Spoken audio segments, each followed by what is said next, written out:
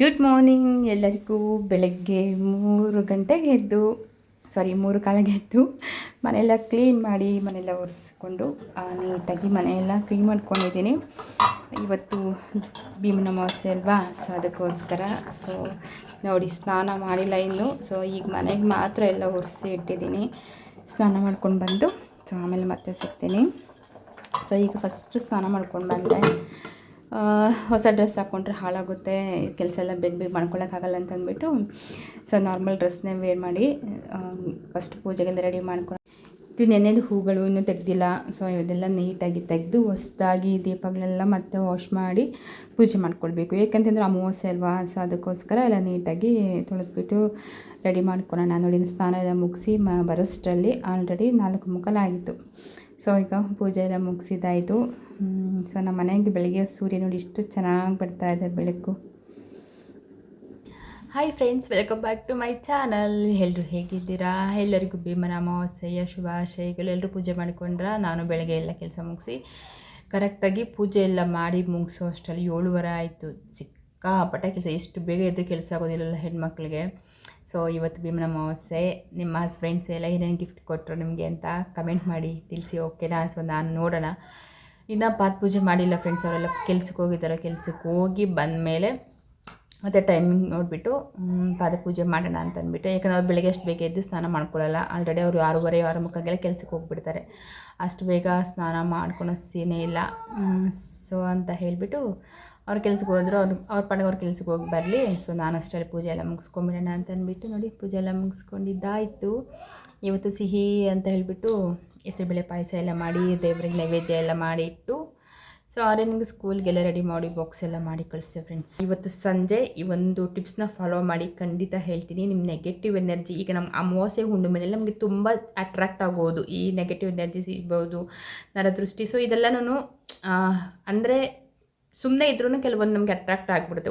ನಾವು ಒಂದು ಸ್ವಲ್ಪ ಚೆನ್ನಾಗಿ ಕಾಣಿಸೋದಿರ್ಬೋದು, ಅಥವಾ ತಲೆಗೆ ನಾವು ಸ್ನಾನ ಮಾಡಿರ್ತೀವಿ, ಅಥವಾ ಎಲ್ಲಾದರೂ ದಾರಿಲಿ ಓಡಾಡ್ತಾ ಇರ್ತೀವಿ. ಸೊ ಈ ಥರ ಎಲ್ಲ ಆದಾಗೂ ಏನಾಗುತ್ತೆ ಗೊತ್ತಾ, ನಮಗೆ ನೆಗೆಟಿವ್ ಎನರ್ಜಿ ಅಟ್ರಾಕ್ಟ್ ಆಗಿಬಿಡುತ್ತೆ. ಸೊ ಆಗ ನಮಗೆ ತುಂಬ ಹುಷಾರಿಲ್ಲದೆ ಥರ ಆಗುತ್ತೆ, ಈ ಥರ ಎಲ್ಲ ಆಗ್ತಾ ಇರುತ್ತೆ. ಸೊ ಇದೆಲ್ಲನೂ ಆಗಬಾರ್ದು. ನಮಗೆ ಚೆನ್ನಾಗಿರಬೇಕು ನಾವು ಅಂತಂದರೆ ಇವತ್ತು ಸಿಂಪಲ್ ರೆಮಿಡಿನ ಫಾಲೋ ಮಾಡಿ. ಇವತ್ತು ಸಾಯಂಕಾಲ 6 ಗಂಟೆ ಅದಾದ ನಂತರ ಬೂದ್ಕುಂಬಳಕಾಯಿ ತೊಗೊಂಡು ಬಂದುಬಿಟ್ಟು ಅದರೊಳಗಡೆ ಇರುತ್ತಲ್ಲ ತಿರುಳನ್ನ ನೀಟಾಗಿ ತೆಗೆದುಬಿಟ್ಟು ಎಳ್ಳೆಣ್ಣೆ ಹಾಕಬೇಕು. ಮತ್ತು 2 ಬತ್ತಿ ಹಾಕಿ ಸ್ವಲ್ಪ ದಪ್ಪಕ್ಕೆ ಉದ್ದುದ್ದಕ್ಕೆ ಹಾಕ್ಬಿಟ್ಟು ಬತ್ತಿ ಹಾಕ್ಬಿಟ್ಟು ಎಳ್ಳೆಣ್ಣೆ ಹಾಕ್ಬಿಟ್ಟು ದೀಪಕ್ಕೆ ನೀಟಾಗಿ ಅರಿಶಿನ ಕುಂಕುಮ, ಈಗ ನಾವು ಕಾಲಭೈರವೇಶ್ವರಿಗೆ ಹಚ್ತೀವಲ್ಲ ಸೇಮ್ ಅದೇ ಥರನೇ ಹಚ್ಚಬೇಕು. ರೆಡಿ ಮಾಡ್ಕೊಂಬಿಡಿ. ರೆಡಿ ಮಾಡಿಕೊಂಡು ಎಳ್ಳೆಣ್ಣೆ ಹಾಕ್ಬಿಟ್ಟು ಆ ದೀಪಾರಾಧನೆಯನ್ನು ಮನೆಯಿಂದ ಹೊರಗಡೆನೇ ಮಾಡ್ಕೊಬೇಕೆಲ್ಲ. ಹೊರಗಡೆನೇ ರೆಡಿ ಮಾಡ್ಕೊಳ್ಳಿ. ಮತ್ತು ಅದು ದೀಪನ 2 ಕಟ್ ಮಾಡಿಬಿಟ್ಟು ಹೊಸ್ದ ಹತ್ರ ಹಚ್ಚಿ ದೀಪನ ಹಿಡಿ. ಸೊ ಇದನ್ನ ಹಚ್ಚೋದಕ್ಕಿಂತ ಮುಂಚೆ ಫಸ್ಟು ದೀಪಕ್ಕೆಲ್ಲ ಎಣ್ಣೆ ಎಲ್ಲ ಹಾಕಿ ಪೂಜೆ ಎಲ್ಲ ಮಾಡಿಬಿಟ್ಟು ಮನೆಗೆ ಇಳೆ ತೆಗಿಬೇಕು. ಸೊ ಈ ಥರ ಎಲ್ಲ ನಮ್ಮ ಮನೇಲಿರ್ತಕ್ಕಂಥ ಎಲ್ಲ ಕೆಟ್ಟ ದೃಷ್ಟಿ, ನರದೃಷ್ಟಿ ಎಲ್ಲನೂ ಹೋಗಿದೆ.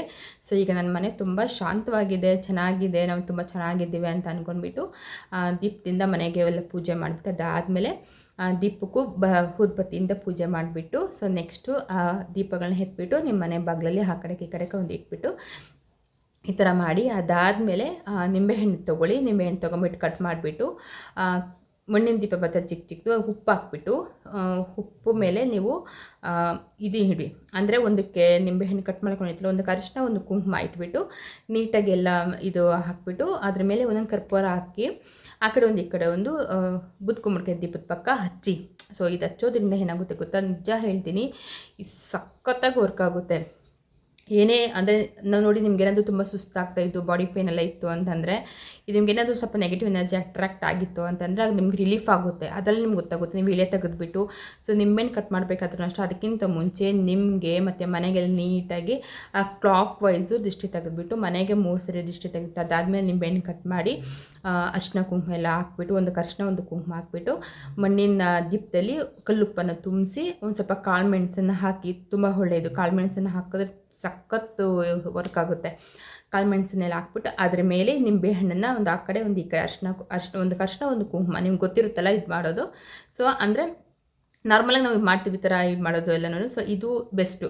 ಸ್ವಲ್ಪ ಕಾಳು ಮೆಣಸನ್ನು ಹಾಕ್ಬಿಟ್ಟು ಕಲ್ಲುಪ್ಪು ಮೇಲೆ ಇಟ್ಬಿಟ್ಟು ನಿಂಬೆಹಣ್ಣ ಹಚ್ಚಿದ್ರೆ ತುಂಬ ಒಳ್ಳೆಯದು. ಪಚ್ಚಕರ್ಪೂರ ಇತ್ತು ಅಂತಂದರೆ ಹಚ್ಚಿ ತುಂಬ ಒಳ್ಳೆಯದು. ಭೀಮ ಸಣ್ಣ ಕರ್ಪೂರ ಬರುತ್ತಲ್ಲ ಅದು ನಿಮ್ಗೆ ಏನಾದರೂ ಸಿಕ್ಕಿದ್ರೆ ಹಚ್ಚಿ, ಇವತ್ತು ತುಂಬ ಒಳ್ಳೆಯದು. ಇದು ಯಾವುದೂ ನಿಮ್ಮ ಹತ್ರ ಇಲ್ಲ ಅಂದರೆ ನಾರ್ಮಲ್ ಕರ್ಪೂರನ ಹಚ್ಬೋದು. ಸೊ ಈ ಥರ ಹಚ್ಬಿಟ್ಟು ಮನೆಗೆಲ್ಲ ನೀಟಾಗಿ ದಿಷ್ಟಿ ತೆಗೆದು ಕಟ್ ಮಾಡಿ ಆಮೇಲೆ ದೀಪ ಆರದನ್ನ ಮಾಡಿ. ಆ ಬೂದ್ ಕುಂಬಳಕಾಯಿಗೂ ಸೇಮ್ ಅಷ್ಟೇ, ಫಸ್ಟ್ ಎಲ್ಲ ನೀಟಾಗಿ ಇಲ್ಲೇ ತೆಗೆದುಬಿಟ್ಟು ಅದಾದಮೇಲೆ ಕಟ್ ಮಾಡಿ ಅರಶಿನ ಕುಂಕುಮ ಎಲ್ಲ ಇಟ್ಬಿಟ್ಟು ತಿಡ್ಲೆಲ್ಲ ತೆಗೆದ್ಬಿಟ್ಟು ಎಣ್ಣೆ ಎಲ್ಲ ಹಾಕ್ಬಿಟ್ಟು ಆಮೇಲೆ ನೀವು ದೀಪ ಆರಾಧನೆಯನ್ನು ಮಾಡಬೇಕು. ಸೊ ಇಷ್ಟು ಮಾಡಿಕೊಂಡ್ರೆ ಅಂತಂದರೆ ಆಲ್ಮೋಸ್ಟ್ ಸ್ವಲ್ಪ ನೆಗೆಟಿವ್ ಎನರ್ಜಿ ನಿಮಗೇನಾದರೂ ಇವತ್ತು ಇವಾಗ ದೇವಸ್ಥಾನಕ್ಕೆ ಹೋಗ್ತೀವಿ, ಹೊರಗಡೆ ಹೋಗಿರ್ತೀವಿ, ಅಥವಾ ಇನ್ಯಾರೋ ನಮ್ಮನ್ನು ನೋಡಿರ್ತಾರೆ, ಇವತ್ತು ಭೀಮನ ಅಮಾವಾಸ್ಯೆ ಬೇರೆ, ಸ್ಯಾರಿ ಉಟ್ಕೊಂಡಿರ್ತೀವಿ, ಚೆನ್ನಾಗಿ ರೆಡಿಯಾಗಿರ್ತೀರಿ. ಸೊ ಈ ಥರ ಎಲ್ಲ ಆದಾಗ ಸ್ವಲ್ಪ ನೆಗೆಟಿವ್ ಎನರ್ಜಿಸ್ ನಿಮಗೆ ಅಟ್ರಾಕ್ಟ್ ಆಗೋದು ಜಾಸ್ತಿ. ಸೊ ಆ ಥರ ಎಲ್ಲ ಆಗಬಾರ್ದು ಅಂತಂದರೆ ಸೊ ಈ ಥರ ರೆಮಿಡಿನ ಫಾಲೋ ಮಾಡಿ. ಇವತ್ತು ಸಂಜೆ 6 ಗಂಟೆ ನಂತರ ನೀವು ಅವಾಗಾದರೂ ಮಾಡ್ಬೋದು, ಓಕೆನಾ. ಸೊ ಮಾಡ್ಕೊಳ್ಳಿ. ಇನ್ನು ಯಾರೆಲ್ಲ ಭೀಮನ ಅಮಾವಾಸ್ಯೆನ ಆಚರಣೆ ಮಾಡಿದ್ರಿ ಅಂತ ಅಂದ್ಬಿಟ್ಟು ನಂಗೆ ತಪ್ಪದೆ ಕಮೆಂಟ್ ಮಾಡಿ. ನಿಮ್ಮ ಹಸ್ಬೆಂಡ್ ಏನು ಗಿಫ್ಟ್ ಕೊಟ್ಟರು ಅಂತ ಹೇಳಿ. ಒಂದು ವೇಳೆ ನನ್ನ ಹಸ್ಬೆಂಡ್ ಏನಾದರೂ ಕೊಟ್ಟರೆ ನಾನು ಖಂಡಿತ ಅದನ್ನ ಶೇರ್ ಮಾಡ್ತೀನಿ. ಸೊ ಇನ್ನು ಪೂಜೆನ ಈ ರೀತಿಯಾಗಿ ಮಾಡ್ಕೊಂಡಿದ್ದೀನಿ. ಫಸ್ಟು ಎವ್ರಿ ಡೇ ಶಿವನ ಅಭಿಷೇಕ ಮಾಡ್ತೀನಿ. ಸೊ ಅದಕ್ಕೋಸ್ಕರ ಶಿವನಿಗೆಲ್ಲ ನೀಟಾಗಿ ಬೇಗ ಅಭಿಷೇಕ ಎಲ್ಲ ಮಾಡ್ಕೊಂಡ್ಬಿಟ್ಟು ಬಿಲ್ವಪತ್ರೆ ಎಲ್ಲ ತರಿಸ್ಕೊಂಡಿದ್ದೆ. ಬಿಲ್ವಪತ್ರೆ ಎಲ್ಲ ಶಿವನಿಗೆ ಅರ್ಪಿಸಿ ವಿಭೂತಿಯಿಂದ ಅರ್ಚನೆ ಮಾಡ್ಕೊಂಡಿದ್ದೀನಿ. ಇನ್ನು ದೀಪಗಳನ್ನ ಕೂಡ ಎಲ್ಲ ರೆಡಿ ಮಾಡಿಕೊಂಡು ಸೊ ದೇವ್ರ ಮನೇನ ಈ ರೀತಿ ರೆಡಿ ಮಾಡ್ಕೊಂಡಿದ್ದೀನಿ. ಇವತ್ತು ಅಮಾವಾಸ್ಯೆ ಅಲ್ವಾ, ಅದಕ್ಕೆ ದೇವ್ರ ಮನೆ ಸ್ವಲ್ಪ ನೀಟಾಗೆಲ್ಲ ಕ್ಲೀನ್ ಮಾಡಿಕೊಂಡು ಮತ್ತೆ ಹೊಸದಾಗಿ ಮೊನ್ನೆ 2 ಡೇಸ್ ಬ್ಯಾಕ್ ಮಂಗಳವಾರ ಎಲ್ಲ ವಾಶ್ ಮಾಡ್ಕೊಂಡಿದ್ದೆ ದೀಪಗಳನ್ನ, ಸೋಮವಾರ. ಇನ್ನು ಅಮಾವಾಸ್ಯೆಗೆ ಹೇಗೆ ಹಾಗೆ ದೀಪ ಹಚ್ಚೋದಕ್ಕೆ ಆಗುತ್ತೆ ಅಂತ ಅಂದ್ಬಿಟ್ಟು ಮತ್ತೆ ಸ್ನಾನ ಎಲ್ಲ ಮುಗಿಸ್ಕೊಂಡು ಬಂದ ನಂತರ ದೀಪಗೆಲ್ಲ ವಾಶ್ ಮಾಡಿಬಿಟ್ಟು ಸೊ ಹೊಸದಾಗೆಲ್ಲ ನೀಟಾಗಿ ರೆಡಿ ಮಾಡಿಕೊಂಡು ಇಟ್ಕೊಂಡೆ. ನಾನು ರಾತ್ರಿ ಸ್ವಲ್ಪ ಕಿಚನ್ನ ಕ್ಲೀನ್ ಮಾಡಿರಲಿಲ್ಲ, ಲೇಟ್ ಆಗೋಯಿತು. ಆರುಷಿ ಬೇರೆ ತುಂಬ ನಿದ್ದೆಗೆ ಅಳ್ತಾ ಇದ್ಲು. ಸರಿ ಅಂತ ಹೇಳ್ಬಿಟ್ಟು ಫಸ್ಟ್ ಅವಳು ನಿದ್ದೆ ಮಾಡಿಸ್ಬಿಡೋಣ ಅಂತ ಅಂದ್ಬಿಟ್ಟು ನಿದ್ದೆ ಮಾಡಿಸೋದಕ್ಕೆ ಹೋಗಿ ಬರೋಷ್ಟರಲ್ಲಿ 11:30 ಆಗಿಬಿಟ್ಟಿತ್ತು. ಸೊ ಈಗ ಟೈಮ್ ಬೇರೆ ಆಗಿತ್ತು, ಮತ್ತು ಬೆಳಗ್ಗೆ ಬೇಗ ಎದ್ದೇಳಬೇಕಲ್ಲ, 3 ಗಂಟೆಗೆಲ್ಲ ಎದ್ದೇಳಬೇಕು. ಸೊ ಸ್ವಲ್ಪ ಹೊತ್ತು ಮಲಗೋಣ ಅಂತ ಅಂದ್ಬಿಟ್ಟು ಬೆಳಗ್ಗೆ ಎದ್ದೆ ಹೇಗಿದ್ದರೂ ಕೆಲಸ ಇರುತ್ತೆ, ಆ ಟೈಮಲ್ಲಿ ಮಾಡ್ಕೊಳ್ಳೋಣ ಬಿಡು ಅಂತ ಅಂದ್ಬಿಟ್ಟು ಹೋಗಿ ಮತ್ತೆ ಮಲಗಿಬಿಟ್ಟೆ. ಸೊ ಅದಾದಮೇಲೆ ಬೆಳಗ್ಗೆ ಎದ್ಬಿಟ್ಟು ಕಿಚನೆಲ್ಲ ಕ್ಲೀನ್ ಮಾಡೋಷ್ಟರಲ್ಲೇ ಆಲ್ರೆಡಿ 1/2 ಗಂಟೆ ಅಲ್ಲೇ ಕಳೆದೋಯ್ತು.